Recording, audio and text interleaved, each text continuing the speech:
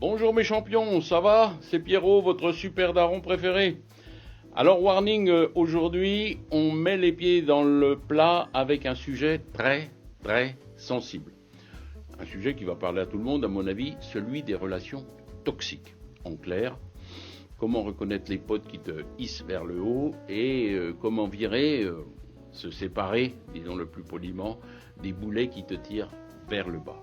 Et pardon par avance si vous trouvez que j'aborde ce sujet de façon un peu abrupte, un peu brusque. C'est parce que ce problème, lorsqu'on y fait face, demande beaucoup de courage et de fermeté pour le traiter. Pas facile, hein? Alors, accroche-toi Coco, peut-être l'occasion, ou pas, de faire un peu de ménage dans ta vie sociale. Alors d'abord, c'est quoi une relation toxique? Un boulet, comme on dit, hein? Ça peut être un pote, un collègue, un voisin ou un cousin qui te pompe l'énergie aussi vite qu'un vampire te pompe le sang dans Twilight. Tu vois le genre? Le cum qui, souvent insidieusement, te fait douter. Il te rabaisse, il te critique, il est jamais content et il te laisse aussi vite que ton frigo après une soirée Netflix. T'imagines?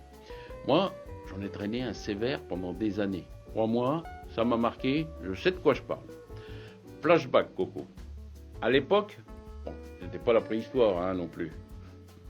J'avais un pote, on va l'appeler Kevin. Et Kevin, c'était du boulet de compétition. Besoin d'un service? Kevin, jamais là. Payer l'addition au resto, payer même l'apéro? Kevin, pas de sous, par portefeuille, c'est plus simple. Quand je réussissais un truc, tu vois, le Kevin, il me balançait un... Ah ouais, bof, ouais, c'est pas ouf ton truc là. Avec un petit sourire en coin, putain, ça m'agaçait bien, Et c'est Van, le Kevin, toujours un poil de méchanceté ou une pointe de jalousie. Et quand je galérais, tu vois, le Kevin, il était toujours là pour me donner des conseils. C'était pas des conseils, c'était des reproches. T'aurais dû faire ceci, pourquoi t'as pas fait ça? Et puis tu vois, là tu t'y es mal pris, et puis ceci, et puis cela. Des fois, il changeait ou il annulait nos plans à la dernière minute. Et tu sais quoi, il me faisait toujours passer pour le méchant de service. On aurait dit que c'était de ma faute. Incroyable! En bref, le Kevin, c'était le roi du « je prends tout et je donne rien ». Comme on dit, avec des amis pareils, t'as pas besoin d'ennemis. Et franchement, zoner avec lui, tu vois, le souvenir que j'en garde, c'était comme si tu cours un marathon avec des tongs, avec le gros Kevin sur ton dos. T'imagines? T'en baves un peu. La patronne, à l'époque, m'avait ouvert les yeux. « Pierrot, ton Kevin, c'est une enclume », qu'elle disait. « C'est le sparadrap du capitaine Haddock. Laisse béton, Pierrot. » Et une fois de plus, ma Lucette, elle avait raison, Alors j'ai réglé le problème. Je me suis même fait un peu plaisir. J'ai mis le Kevin à distance. 10 mètres. Poliment, mais fermement. Et bam, j'ai soufflé, j'ai respiré. C'est pas tout. J'ai aussi retrouvé des vrais potes. Tu sais, ceux qui kiffent sans te juger. Ceux qui rigolent avec toi. Ceux qui te filent un coup de main quand t'as besoin sans calculer. Ceux qui te téléphonent autant que tu leur téléphones. On tient pas une comptabilité, mais quand même. Faut que ce soit un peu équilibré. Bref, des potes qui te filent des ailes plutôt que de te mettre des chaînes. Voilà comment je résumais le truc. Alors, comment tu fais pour repérer les toxiques et pour garder les pépites, quoi, si on peut dire? Bon, c'est pas très difficile. Alors moi, j'ai 3 cartons rouges, là, tu vois, direct pour détroncher un boulet. Tu vois, il te vide. Le boulet, il te vide. Après l'avoir vu, t'es stressé, t'es fatigué, tu te sens nul, tu doutes de toi. Ça, c'est un vrai drapeau rouge direct. Un vrai pote, lui, il te booste, comme un café serré. Il te file le smile et la niaque, pas la migraine. 2, il te rabaisse. Il se moque de toi, il croit pas en toi, il croit pas en tes idées. Il critique tout ce que tu fais, tout ce que tu dis. Il parle dans ton dos même. Allez, fuis direct. Fuis, laisse-le. Les vrais potes, ils croient en toi. Même quand tu te ramasses une gamelle ou un râteau. J'allais dire, surtout quand tu te ramasses une gamelle ou un râteau. Ça sert à ça, les potes. On s'entraide, quoi. Et puis 3, alors c'est comme je te disais tout à l'heure, c'est du sens unique. C'est toujours toi qui appelles, c'est toi qui organise, c'est toi qui écoute, qui t'intéresse, qui, lui, va jamais te demander comment tu vas. Ah non, jamais. Lui, il donne que dalle. Nada. C'est plus de l'amitié, c'est du bénévolat. Allez, basta. Et on en fait quoi des toxiques, tu vas me dire? Pas besoin d'un clash façon télé-réalité. C'est pas la peine.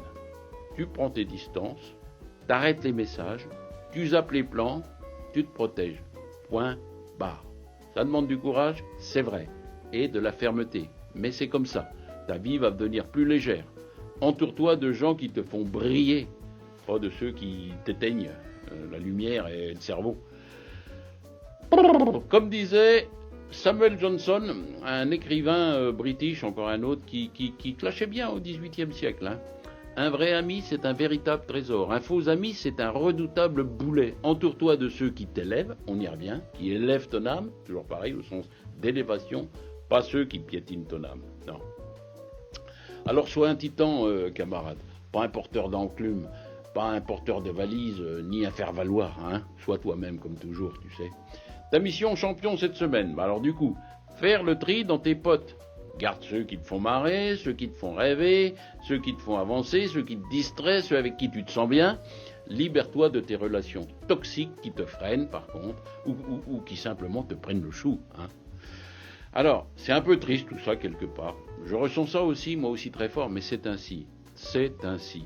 C'est pour notre santé mentale, il faut faire le tri. C'est pas un bon mot non plus, mais la vie est parfois faite de choses difficiles. Celle-là en est une, je le reconnais.